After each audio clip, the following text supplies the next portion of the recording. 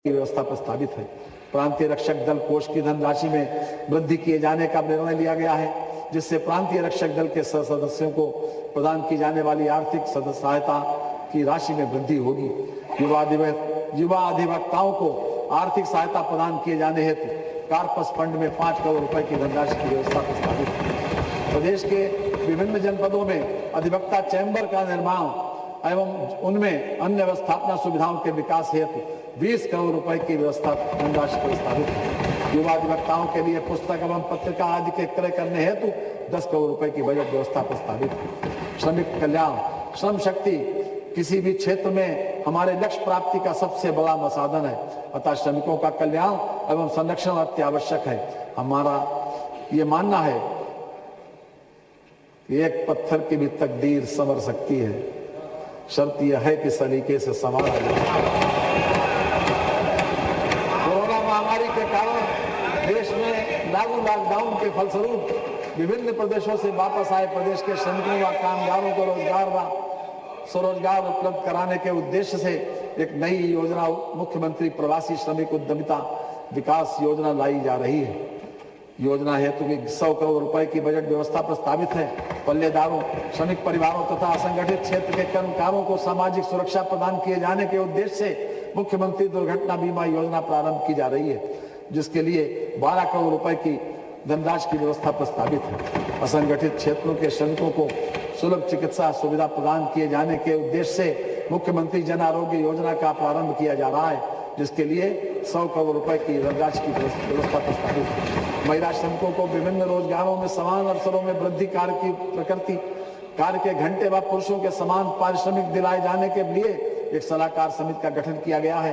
पंजीकृत निर्माण श्रमिकों के बच्चों की शिक्षा हेतु प्रदेश के 18 मंडलों में एक अटल आवासीय विद्यालय की स्थापना की जा रही है, जिसमें कक्षा 6 से 12 तक निःशुल्क गुणवत्तापरक एवं उद्देश्यपरक आवासीय शिक्षा प्रदान की जाएगी। योजना हेतु 270 करोड़ रुपए की व्यवस्था प्रस्तावित है। कामगारों, श्रमिकों की सामाजिक एवं आर्थिक सुरक्षा तथा सर्वांगीण विकास के उद्देश्यों की प्राप्ति हेतु उत्तर प्रदेश कामगार एवं श्रमिक सेवा योजना एवं रोजगार आयोग का गठन किया गया है। गोवंश संरक्षण एवं निराश्रित पशुओं की देखभाल, गोवंश संरक्षण एवं बेसहारा पशुओं के भरण पोषण हेतु प्रदेश में 5206 गो आश्रय स्थलों का संचालन किया जा रहा है, जिनमें संरक्षित गोवंश की संख्या 5,58,000 है। ग्रामीण एवं शहरी क्षेत्रों में अस्थायी गोवंश आश्रय स्थलों की संख्या 4487 है। प्रदेश के निराश्रित गोवंश हेतु 187 बृहद गो संरक्षण केंद्र तथा गोवंश वन विहार का निर्माण कराया जाना है लक्षित है, जिसके सापेक्ष 118 केंद्रों का निर्माण कार्य पूर्ण हो चुका है। मुख्यमंत्री निराश्रित एवं बेसहारा गोवंश सहभागिता योजना के अंतर्गत 74,000 से अधिक गोवंश इच्छुक गोपालकों की सुपुर्दगी में दिए गए हैं। प्रदेश की सभी न्याय पंचायतों में गौ आश्रय स्थलों का विकास किए जाने की योजना है। इस हेतु स्थानीय सहभागिता तथा स्वैच्छिक संगठनों की सहभागिता भी प्राप्त की जाएगी। ब्रीड इंप्रूवमेंट के कार्यक्रम को भी मजबूती से आगे बढ़ाया जाएगा। नगर विकास विभाग, नियोजन विभाग, पंचायती राज विभाग द्वारा आवश्यक सहयोग एवं मंडी परिषद की वार्षिक आय की प्राप्तियों से 3% धनराशि भी गोवंश को आश्रय प्रदान करने वाली संस्थाओं को भी दिया जा रहा है। बुंदेलखंड क्षेत्र में निराश्रित गोवंश की समस्या के निराकरण हेतु बुंदेलखंड के प्रत्येक जनपद में 5-5 गो आश्रय केंद्र स्थापित हैं। प्रदेश में पहली बार गौशालाओं का ऑनलाइन पंजीकरण किया जा रहा है। अद्यतन 545 गौशालाएं पंजीकृत हैं। प्रदेश में स्वदेशी पशुओं के संरक्षण एवं संवर्धन हेतु जनपद वाराणसी में गोकुल ग्राम की स्थापना की गई है। वित्तीय वर्ष 2020-21 में आय व्यय में प्राविधानित धनराशि 200 करोड़ रुपए के अतिरिक्त 100 करोड़ रुपए निराश्रित पशुओं के भरण पोषण हेतु निर्गत की गई है। इसके अतिरिक्त 148 करोड़ रुपए आश्रय स्थलों के निर्माण हेतु प्राविधानित है। जन स्वास्थ्य, चिकित्सा एवं स्वास्थ्य, प्रदेश के हर व्यक्ति को बेहतर चिकित्सा सुविधा सुलभ कराने की दिशा में हमारी सरकार द्वारा निरंतर कार्य किया जा रहा है। वायरस जनित संक्रामक रोगों के निदान एवं उपचार की क्षमता में अभूतपूर्व वृद्धि रिकॉर्ड टाइम में की गई है।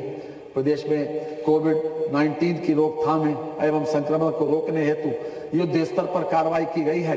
प्रदेश में दिनांक 20 फरवरी 2021 तक 6,03,000 कोरोना संक्रमित रोगी चिन्हित हुए, जिनमें से 5,91,000 कोविड-19 पॉजिटिव रोगी ठीक हुए हैं।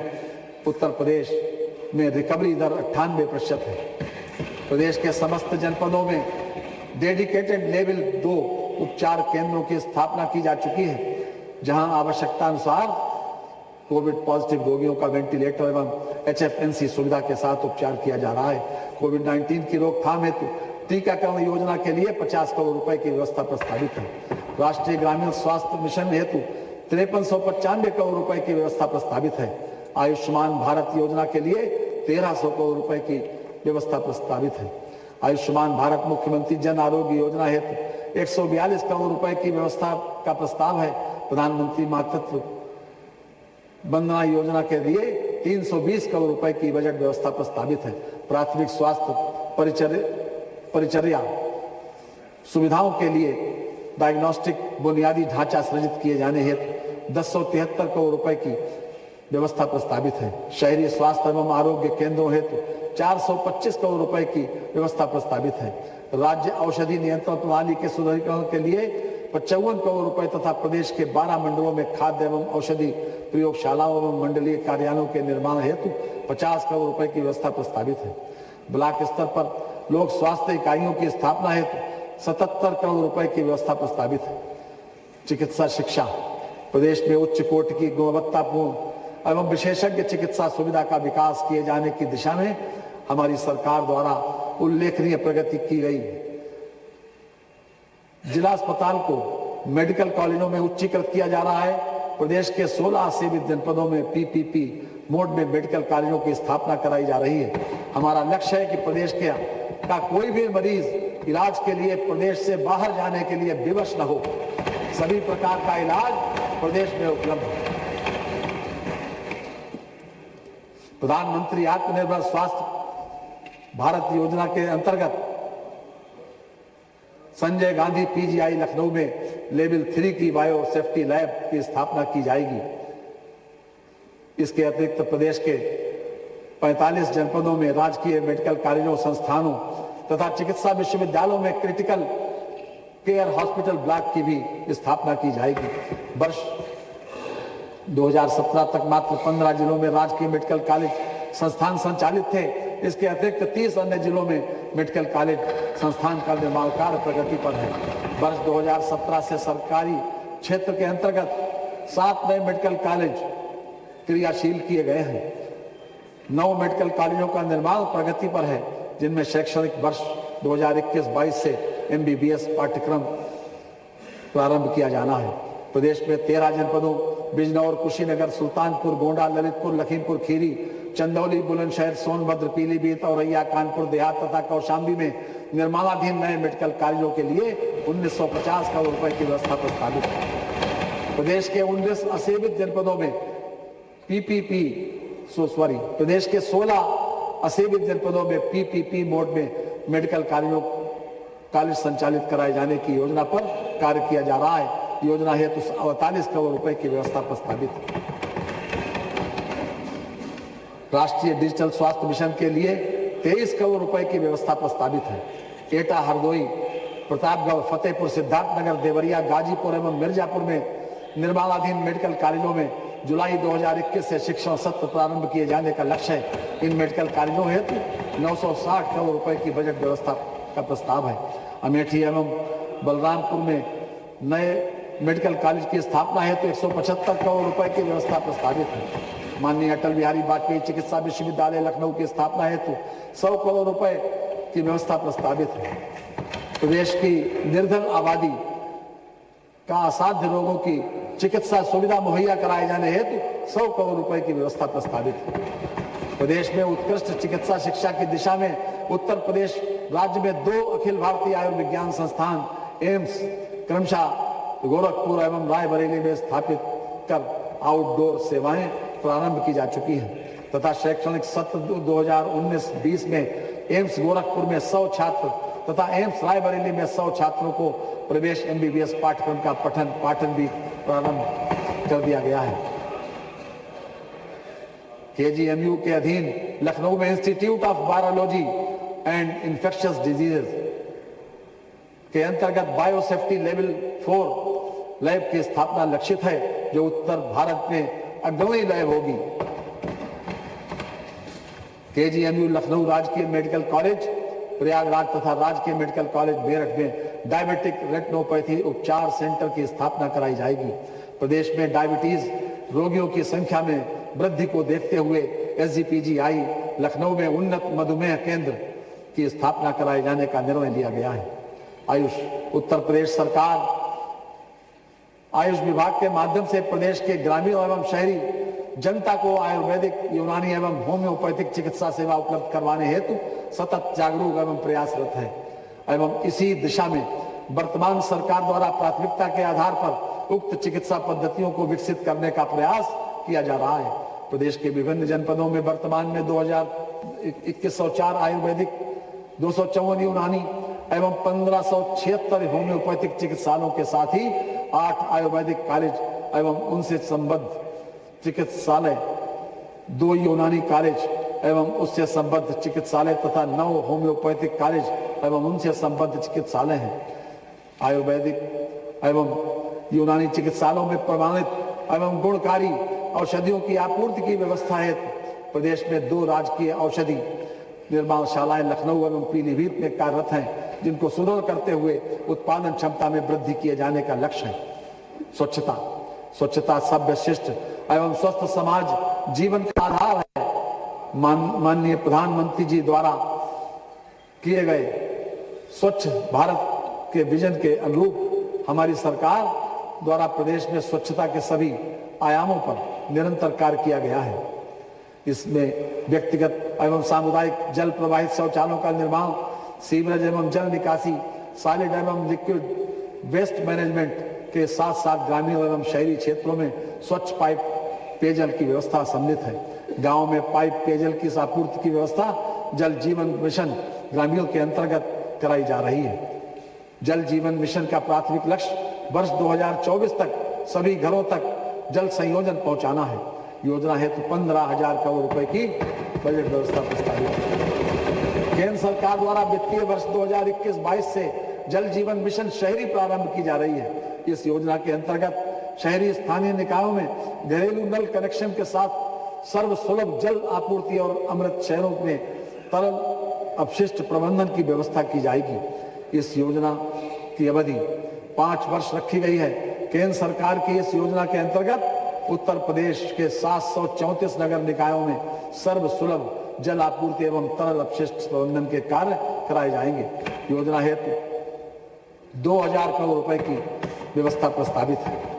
प्रदेश के JEE/AES प्रभावित बस्ती एवं गोरखपुर मंडल तथा बुंदेलखंड क्षेत्र के बांदा एवं चित्रकूट मंडल के सरकारी प्राथमिक एवं उच्च प्राथमिक विद्यालयों में शुद्ध पेयजल उपलब्ध कराने हेतु मुख्यमंत्री आरओ पेयजल योजना संचालित है। इस योजना के अंतर्गत 14 जनपदों में 28,000 से अधिक प्राथमिक एवं उच्च प्राथमिक विद्यालयों में 25-25 लीटर भंडारण क्षमता के संयंत्र स्थापित किए जा रहे हैं। योजना हेतु 22 करोड़ रुपए की व्यवस्था प्रस्तावित है। स्वच्छ भारत मिशन ग्रामीण योजना के अंतर्गत वित्तीय वर्ष 2021-22 में 12,13,000 व्यक्तिगत शौचालय तथा 98,000 सामुदायिक शौचालयों के निर्माण हेतु 2,031 करोड़ रुपए की व्यवस्था प्रस्तावित है। स्वच्छ भारत मिशन शहरी हेतु 1,400 करोड़ रुपए की व्यवस्था का प्रस्ताव है। प्रदेश के 651 नगरीय निकाय QCI से प्रमाणित ODF हैं। व्यक्तिगत शौचालयों के लिए निर्धारित लक्ष्य 8,88,000 को 100% प्राप्त कर लिया गया है। प्रदेश के नगरीय निकायों द्वारा 11,909 वार्डों में डोर टू डोर अपशिष्ट संग्रहण का कार्य किया जा रहा है। स्वच्छ सर्वेक्षण में सतत रूप से रैंकिंग में सुधार के साथ वर्ष 2020 में प्रदेश के पूरे देश में 7वें स्थान पर है। नगरीय सीवरेज एवं जल निकासी की व्यवस्था हेतु 175 करोड़ रुपए का प्रावधान किया गया है। औद्योगिक विकास एवं अवस्थापना, ईज ऑफ डूइंग बिजनेस एवं रोजगार सृजन हमारी सरकार की सर्वोच्च प्राथमिकता है। Ease of doing business ranking में पिछले 3 वर्षों में उत्तर प्रदेश पूरे देश में द्वितीय स्थान पर आ गया है। राज्य सरकार की सुनियोजित शासन प्रणाली तथा वर्ष 2017 में औद्योगिक निवेश एवं रोजगार प्रोत्साहन नीति की घोषणा के साथ साथ 20 क्षेत्र विशिष्ट नीतियों के क्रियान्वयन से प्रदेश में उद्यमशीलता, नवाचार तथा मेक इन यूपी को बढ़ावा मिला है। इनमें फार्मास्यूटिकल, रक्षा एवं एरोस्पेस, सौर ऊर्जा, खाद्य प्रसंस्करण, दुग्ध विकास, लॉजिस्टिक्स, जैव ईंधन आदि क्षेत्र सम्मिलित हैं। पूर्वांचल एक्सप्रेस वे के निर्माण का कार्य निर्धारित लक्ष्य के अनुसार गतिमान है। माह नवंबर 2020 तक 65% से अधिक प्रगति प्राप्त कर ली गई है। परियोजना समय से पूर्ण की जाएगी। परियोजना हेतु 1107 करोड़ रुपए की व्यवस्था प्रस्तावित है। बुंदेलखंड एक्सप्रेस वे के निर्माण की प्रगति निर्धारित लक्ष्य के अनुसार गतिमान है। माह नवंबर 2020 तक 26% से अधिक प्रगति प्राप्त कर ली गई है। परियोजना के लिए 1492 करोड़ रुपए की व्यवस्था प्रस्तावित है। गोरखपुर लिंक एक्सप्रेस वे निर्माण की प्रगति निर्धारित लक्ष्य के अनुसार गतिमान है। माह नवंबर 2020 तक 5% से अधिक प्रगति प्राप्त कर ली गई है। परियोजना हेतु 860 करोड़ रुपए की व्यवस्था प्रस्तावित है। गंगा एक्सप्रेस वे एक निर्माण हेतु भूमि अधिग्रहण की कार्रवाई प्रगतिमान है। निर्माण कार्य शीघ्र प्रारंभ कराया जाएगा। गंगा एक्सप्रेस वे पूर्णतः नियंत्रित 6 lane expandable to 8 lane expressway की कुल लंबाई 594 किलोमीटर होगी। परियोजना के लिए भूमि अधिग्रहण हेतु 7200 करोड़ रुपए तथा निर्माण कार्य हेतु 489 करोड़ रुपए की व्यवस्था प्रस्तावित है। लोक निर्माण प्रदेश की प्रगति के लिए अच्छी सड़कों का होना अत्यंत आवश्यक है। हमारी सरकार द्वारा इस हेतु प्रदेश में रोज राजमार्गों के निर्माण एवं सुदृढ़ीकरण के कार्य प्राथमिकता के आधार पर कराए गए हैं। वित्तीय वर्ष 2021-22 के लिए लोक निर्माण विभाग के अधीन सड़कों और सेतुओं के निर्माण हेतु 12,441 करोड़ रुपए की बजट व्यवस्था की है। सड़कों और सेतुओं के अनुरक्षण हेतु 4,135 करोड़ रुपए की बजट व्यवस्था प्रस्तावित है। ग्रामों एवं बसावटों को पक्के संपर्क मार्गों से जोड़ने हेतु विभिन्न योजनाओं के अंतर्गत 695 करोड़ रुपए की बजट व्यवस्था प्रस्तावित है। विश्व bank सहायतित Uttar Pradesh core road network परियोजना के अंतर्गत मार्ग निर्माण हेतु 440 करोड़ रुपए तथा Asian development bank सहायतित Uttar Pradesh मुख्य जिला विकास परियोजना के अंतर्गत मार्ग निर्माण हेतु 208 करोड़ रुपए की बजट व्यवस्था प्रस्तावित है। रेलवे उपरिगामी सेतुओं के निर्माण हेतु 1192 करोड़ रुपए की बजट की व्यवस्था प्रस्तावित है। विशेष क्षेत्र कार्यक्रम पूर्वांचल की विशेष योजनाओं के लिए 300 करोड़ रुपए की व्यवस्था प्रस्तावित है। बुंदेलखंड की विशेष योजनाओं के हेतु 210 करोड़ रुपए की व्यवस्था प्रस्तावित है। सिंचाई एवं जल संसाधन कृषि उत्पादों में वृद्धि के लिए वर्ष पर्यंत समुचित सिंचाई सुविधा का उपलब्ध रहना आवश्यक है। लंबे समय से अधूरी पड़ी सिंचाई परियोजनाओं को भारत सरकार के सहयोग से पूरा करने के साथ ही राज्य सरकार द्वारा अपने संसाधनों से निरंतर सिंचन क्षमता बढ़ाने का लक्ष्य है। प्रदेश में नहर प्रणालियों, राजकीय नलकूपों, पंप नहरों, लघु डाल नहरों एवं जलाशयों से लगभग 98,88,000 हेक्टेयर क्षेत्र में सिंचाई सुविधा उपलब्ध कराई जा रही है।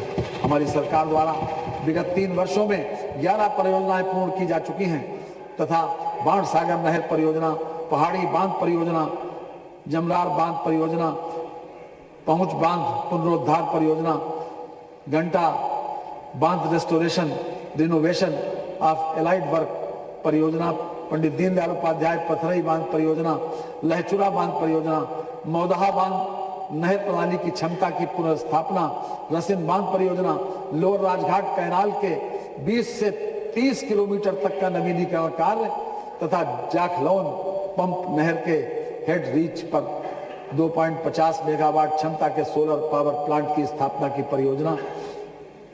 इन परियोजनाओं के पूर्ण होने के उपरांत 2,21,000 हेक्टेयर अतिरिक्त सिंचन क्षमता सृजित हुई, जिससे प्रदेश में 2,33,000 किसान लाभान्वित हुए।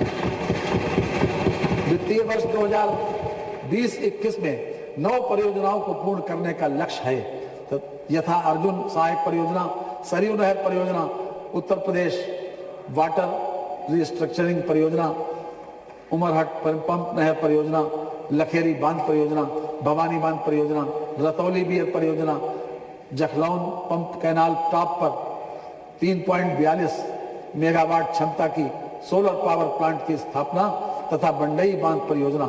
इन परियोजनाओं के पूर्ण होने से 16,41,000 हेक्टेयर सिंचन क्षमता सृजित होगी तथा 40,48,000 कृषक लाभान्वित होंगे। वर्ष 2021-22 में 8 परियोजनाओं को पूर्ण करने का लक्ष्य है।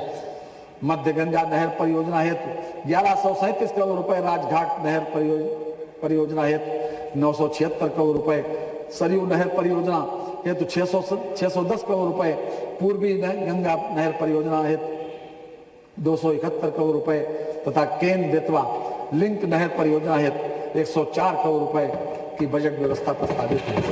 नागरिक उड्डयन, राज्य सरकार की उत्तर प्रदेश नागर विमान प्रोत्साहन नीति के अंतर्गत रीजनल कनेक्टिविटी स्कीम के साथ साथ नॉन रीजनल कनेक्टिविटी स्कीम उड़ानों के लिए प्रोत्साहन प्रदान किए जाने की व्यवस्था की गई है।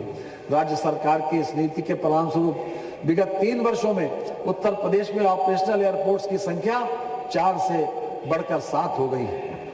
जनपद अयोध्या में निर्माणाधीन एयरपोर्ट का नाम मर्यादा पुरुषोत्तम श्री राम हवाई अड्डा अयोध्या।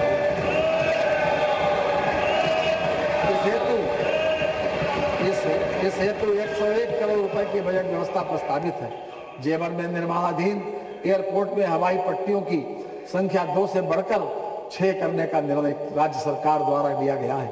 ये एशिया का सबसे बड़े एयरपोर्ट के रूप में विकसित होगा। परियोजना हेतु 2000 करोड़ रुपए की व्यवस्था प्रस्तावित है। कुशीनगर एयरपोर्ट को केंद्र सरकार द्वारा अंतर्राष्ट्रीय एयरपोर्ट घोषित किया गया है। इस प्रकार राज्य में शीघ्र ही 4 अंतर्राष्ट्रीय एयरपोर्ट लखनऊ, वाराणसी, कुशीनगर व गौतम बुद्ध नगर में होंगे। भारत सरकार की रीजनल कनेक्टिविटी स्कीम उड़ान योजना के अंतर्गत प्रदेश के अलीगढ़, आजमगढ़, मुरादाबाद, श्रावस्ती, चित्रकूट तथा सोनभद्र, म्योरपुर स्थित हवाई पट्टी हवाई सेवा हेतु चयनित हुए हैं। अलीगढ़, आजमगढ़, मुरादाबाद व श्रावस्ती एयरपोर्ट का विकास लगभग पूर्ण हो गया है तथा चित्रकूट तथा सोनभद्र एयरपोर्ट मार्च 2021 तक पूर्ण हो जाएंगे। ऊर्जा एवं अतिरिक्त ऊर्जा प्रदेश की जनता को निर्बाध विद्युत आपूर्ति सुनिश्चित कराने के लिए तथा सुदूर इलाके तक उपभोक्ताओं को विद्युत संयोजन उपलब्ध कराने, विशेषकर किसानों को सिंचाई हेतु विद्युत की उपलब्धता तथा ग्रामीण उपभोक्ताओं को पर्याप्त विद्युत आपूर्ति सुनिश्चित कराने के संकल्पों के प्रति प्रतिबद्धता के साथ कार्य किया जा रहा है। प्रदेश में सौर ऊर्जा के प्रयोग को बढ़ावा दिया जा रहा है। उपभोक्ताओं की सुविधा के लिए विद्युत संयोजन संबंधी सभी सेवाएं प्राप्त करने के लिए वेब आधारित केंद्रीकृत प्रणाली का क्रियान्वयन कराया जा रहा है। इस प्रणाली में उपभोक्ता विभिन्न सेवाएं ऑनलाइन प्राप्त कर सकता है।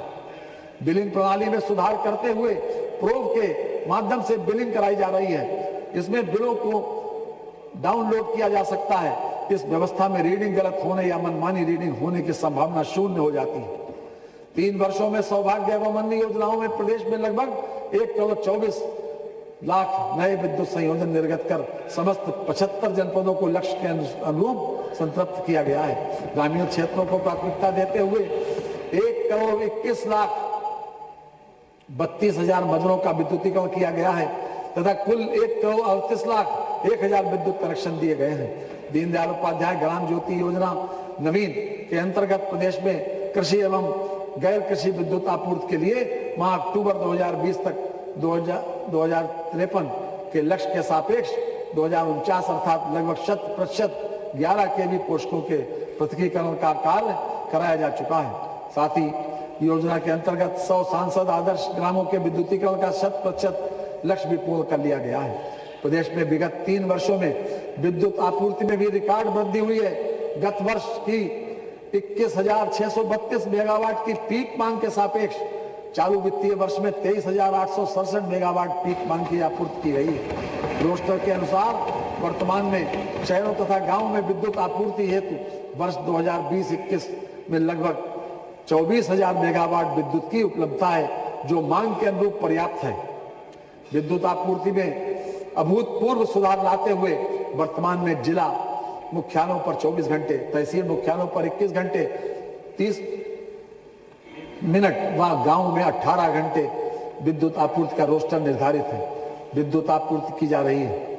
वर्तमान में प्रदेश में सभी विधाओं की कुल विद्युत उत्पादन क्षमता 26,937 मेगावाट है, जो कि 3 वर्ष पूर्व की क्षमता से लगभग 4,000 मेगावाट अधिक है। वर्तमान उत्पादन क्षमता को बढ़ाते हुए मांग के अनुरूप भविष्य में प्रदेशवासियों को समुचित विद्युत उपलब्ध कराने हेतु 8,262 मेगावाट उत्पादन क्षमता वृद्धि की विभिन्न परियोजनाएं पूर्णता की प्रक्रिया में हैं, जिनका वर्ष 2020-21 से 2023-24 के मध्य आरंभ होना प्रस्तावित है। उक्त के अतिरिक्त लगभग 2812 मेगावाट की पुनर्नवीनीकरणीय परियोजनाओं के माध्यम से अतिरिक्त उत्पादन वृद्धि की भी अनुमानित है। ग्रामीण क्षेत्रों में सामुदायिक मार्ग प्रकाश की सुविधा हेतु सोलर स्ट्रीट लाइट संयंत्रों की स्थापना की योजना क्रियान्वित की जा रही है। अब तक प्रदेश में लगभग 3 लाख सोलर स्ट्रीट लाइट संयंत्रों की स्थापना कराई जा चुकी है। गरीब ग्रामीण परिवारों के घरों पर प्रकाश पंखे एवं मोबाइल चार्जिंग की सुविधा हेतु 1,80,000 सोलर पावर पैक संयंत्रों की स्थापना कराई गई है। प्रदेश के लघु एवं सीमांत कृषकों को सिंचाई हेतु सोलर पंप स्थापित कराए जा रहे हैं। प्रदेश के विभिन्न प्राथमिक विद्यालयों में अब तक 3400 सोलर आरओ वाटर संयंत्रों की स्थापना कराई गई है। सौर ऊर्जा नीति 2013 के अंतर्गत 420 मेगावाट क्षमता की 24 सौर पावर परियोजनाएं संचालित हैं। आवास एक मूलभूत आवश्यकता है।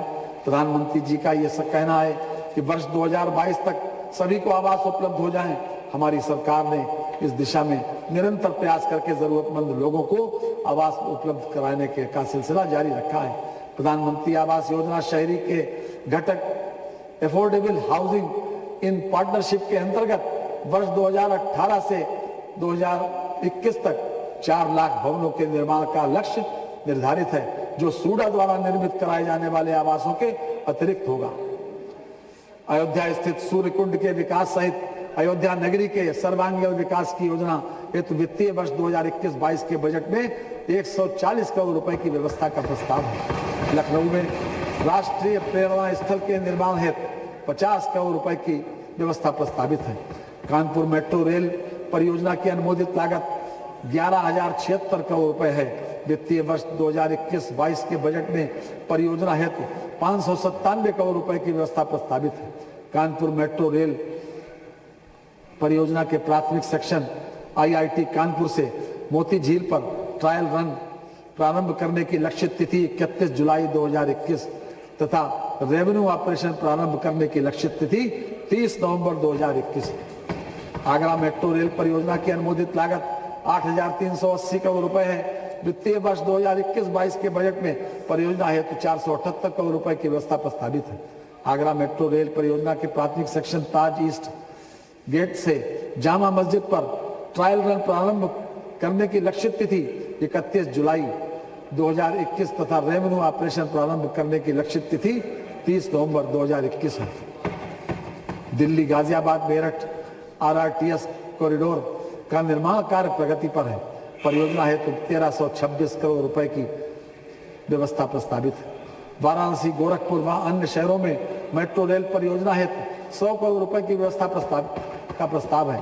नगर विकास प्रदेश में नगरीकरण में निरंतर वृद्धि हो रही है। नगरीय क्षेत्रों के निरंतर विस्तार तथा नगरीय जनसंख्या में लगातार वृद्धि के दृष्टिगत नगरों में मूलभूत सुविधाएं तथा अवस्थापना विकास के कार्य प्राथमिकता के आधार पर कराए जा रहे हैं। दिनांक 1 अप्रैल 2021 को उत्तर प्रदेश में कुल 652 नगर निकाय थे, जिनकी संख्या अब बढ़कर 734 हो गई है। प्रधानमंत्री आवास योजना शहरी के अंतर्गत कुल 16,03,500 आवासों की स्वीकृति भारत सरकार से प्राप्त हो चुकी है। उक्त के सापेक्ष 9,63,780 आवासों की ग्राउंडिंग का कार्य प्रारंभ हो चुका है, जिसमें से 5,41,660 आवास दिनांक 1 जनवरी 2021 तक पूर्ण हो चुके हैं। योजना हेतु 10,029 करोड़ रुपए की व्यवस्था प्रस्तावित है। अमृत कार्यक्रम के अंतर्गत क्षमता निर्माण सुधार कार्यान्वयन, जलापूर्ति, सीवरेज और सेप्टेज प्रबंधन, वर्षा जल निकासी, शहरी परिवहन और हरित स्थल और पार्क शामिल हैं।